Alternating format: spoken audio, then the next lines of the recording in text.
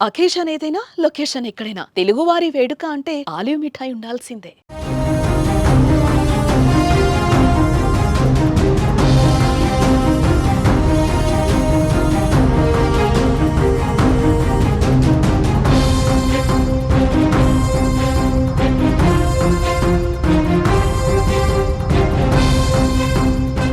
Target మొదలైంది, task fix అయింది.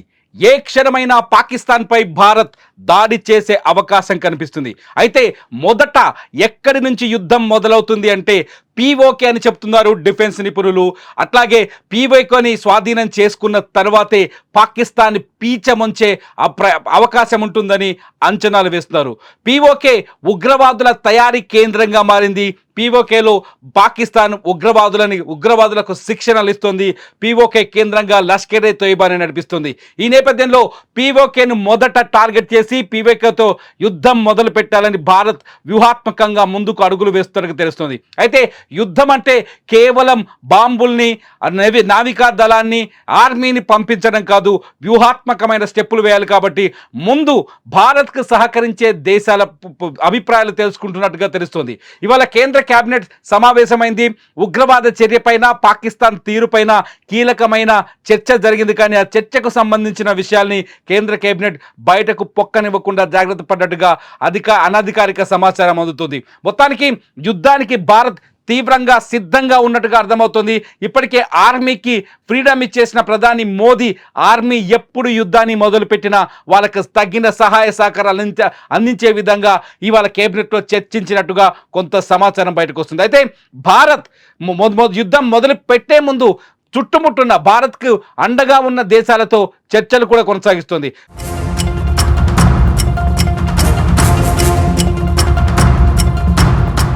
తాజాగా ఆఫ్ఘనిస్తాన్కి భారత రాయబారం పంపింది.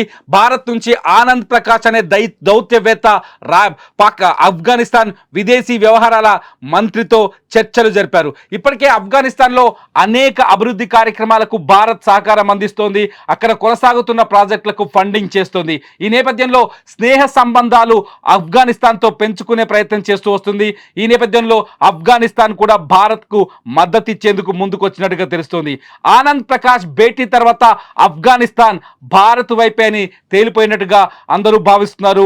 ఆ తాలిబాన్లు పాకిస్తాన్ని టార్గెట్ చేస్తే భారత్ వైపే నిలబడతామని చెప్తున్నట్టుగా తెలుస్తుంది. ఇప్పుడు మీరు స్క్రీన్లో చూసిన వీడియో భారత్ ప్రతినిధి ఆనంద్ ప్రకాష్ ఆఫ్ఘనిస్తాన్ విదేశాంగ శాఖ మంత్రితో భేటీ అయిన ఈ ఫోటో ఇప్పుడు ప్రపంచం మొత్తాన్ని నివ్వెరపరుస్తుంది. ప్రపంచం మొత్తం దృష్టిని ఆకర్షించింది. ఆఫ్ఘనిస్తాన్ భారత్ వైపు నిలబడితే పాకిస్తాన్ పూర్తిగా అడ్డంగా ఇరుక్కుపోతుంది.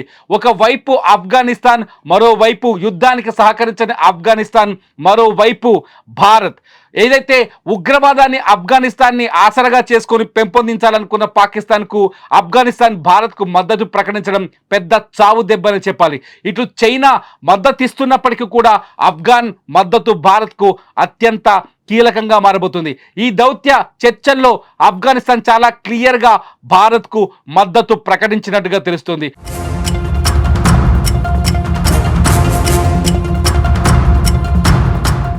దీంతో యుద్ధం ఎప్పుడు మొదలైనా పీఓకేపై దాడి మొదలు పెడితే, ఒకవేళ యుద్ధాన్ని పీఓకే నుంచి మొదలు పెడితే ఆఫ్ఘనిస్తాన్ అక్కడ పూర్తిగా సహకరించే అవకాశాలు ఉన్నట్టుగా డిఫెన్స్ నిపుణులు చెబుతున్నారు.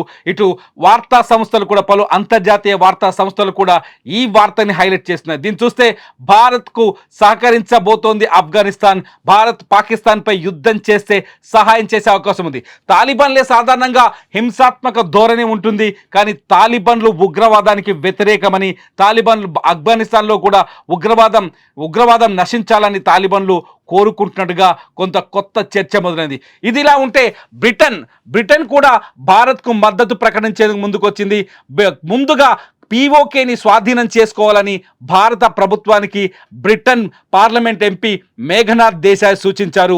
పీఓకేని భారత్ ఎప్పుడైతే స్వాధీనం చేసుకుంటుందో అప్పుడే ఉగ్రవాదం అంతమవుతుందని ఆయన కేంద్ర ప్రభుత్వానికి, ప్రధాని మోదీకి సూచించారు. ముందు పాక్ ఆక్రమిత కాశ్మీర్ని స్వాధీనం చేసుకోవాలని ఆయన భారత ప్రభుత్వానికి సలహా ఇచ్చారు. ఇదిలా ఉంటే బ్రిటన్ పార్లమెంట్లో భారత్ ఒకవేళ పాకిస్తాన్పై యుద్ధానికి వెళితే భారత్ వైపే నిలబడతామంటూ బ్రిటన్ కూడా సంచలన వ్యాఖ్యలు చేసింది. పహల్గామ్లో జరిగిన దాడిని బ్రిటన్ మానవతావాదం పైన జరిగిన దాడిగా అభివర్ణించింది. ఈ నేపథ్యంలో ఎంపీ మేఘనాథ్ వ్యాఖ్యలు బ్రిటన్ భారత్కి మద్దతు ప్రకటించడంతో ప్రపంచ దేశాల్లో భారత్కు బలమైన దేశాల మద్దతు లభించినట్టయింది.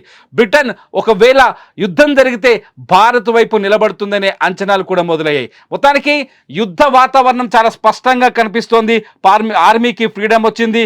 ఇటు బలూచిస్తాన్ నుంచి కూడా బలూచిస్తాన్ లిబరేషన్ ఆర్మీ పాకిస్తాన్పై వరుస దాడులకు ప్రయత్నాలు చేస్తోంది. ఇటు పాకిస్తాన్ ఆర్మీ బలూచిస్తాన్ని కంట్రోల్లోకి తీసుకోవడానికి అక్కడ తీవ్ర ప్రయత్నం చేస్తున్నట్టుగా తాజాగా వార్తలు వెల్లడవుతున్నాయి. ఇటు బలూచిస్తాన్ ఆర్మీ పాకిస్తాన్ సంబంధించిన 40 మంది ఆర్మీని చంపేసినట్లుగా కూడా కొన్ని వార్తలు తెరపైకి రావడంతో ఒక్కసారిగా పాక్ గుండెల్లో భయం కనిపిస్తున్నట్టుగా కనిపిస్తుంది. మొత్తానికి అణుబాంబుల పేరుతో భారత్ని బెదిరిస్తున్న పాకిస్తాన్కు చుట్టుముట్టున్న దేశాలు కూడా వ్యతిరేకంగా మాట్లాడడం, మాకు బలంగా ఉంటారని బ్రిటన్, ఆఫ్ఘనిస్తాన్ లాంటి దేశాలపైన పాకిస్తాన్ ఆశలు పెట్టుకుంది. కానీ ఆఫ్ఘనిస్తాన్, బ్రిటన్ భారత్ వైపే అడుగులు వేయటం, భారత్కే మద్దతు ఇవ్వడంతో పాకిస్తాన్లో వణుకు మరింత పెరిగినట్టుగా తెలుస్తుంది. ఇప్పటికే పాకిస్తాన్లో ఆర్మీ రిజైన్ చేసి వెళ్ళిపోతుంది. పాకిస్తాన్లో ఆర్మీలో ఉద్యోగాలు చేయలేమని భయపడిపోతున్నట్టుగా తెలుస్తోంది. పాకిస్తాన్ ఉన్న ఆర్మీని కాపాడుకోలేక తీవ్రమైన దుస్థితిలో ఉన్నట్టుగా తెలుస్తుంది.